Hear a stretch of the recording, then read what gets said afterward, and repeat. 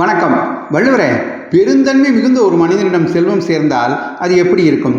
அப்பனே, சில மருத்துவ குணமுள்ள தாவரங்களை பார்த்துருக்கியா? அதனுடைய இலை, பூ, காய், பழம், கிளை, பட்டை, வேர் அப்படின்னு அதன் அனைத்து உறுப்புகளும் மனித குலத்திற்கு மருந்தாக பயன்படும்.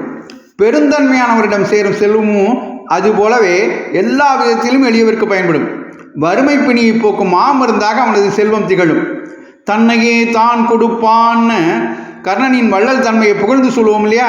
அது மருந்து மரமாக முழுமையாக பயன்படும் இத்தகைய பெருந்தன்மையாளர்களுக்கும் பொருந்தும். இதைத்தான் மருந்தாகி தப்பா மரத்தற்றால் செல்வம் பெருந்தகையான் கண்படின்னு ஒப்புரவறிதல் அதிகாரத்தில் 217வது குறளாக எழுதி வச்சேன்.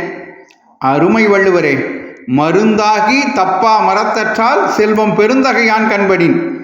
தன்னுடைய இலை, பூ, காய், பழம், பட்டை, வேர் அப்படின்னு அனைத்தையும் மருந்துக்கு தந்து நோய் தீர்க்கிற மருத்துவ மரம் போல நமது செல்வம் மற்றவர்களுக்கு பயனுள்ளதாக இருக்கணும்னு அருமையாக எடுத்து சொல்லிட்டீங்க. நன்றி வள்ளுவரே. இந்த பகுதி உங்களுக்கு பிடித்திருந்தால் மற்றவர்களுக்கும் பகிருங்கள். தொடர்ந்து திருக்குறள் தெளிவம் பகுதியை கேட்க பாரதமணி திருநாடு சேனலை சப்ஸ்கிரைப் செய்யுங்கள். நன்றி, வணக்கம், ஜெய்ஹிந்த்.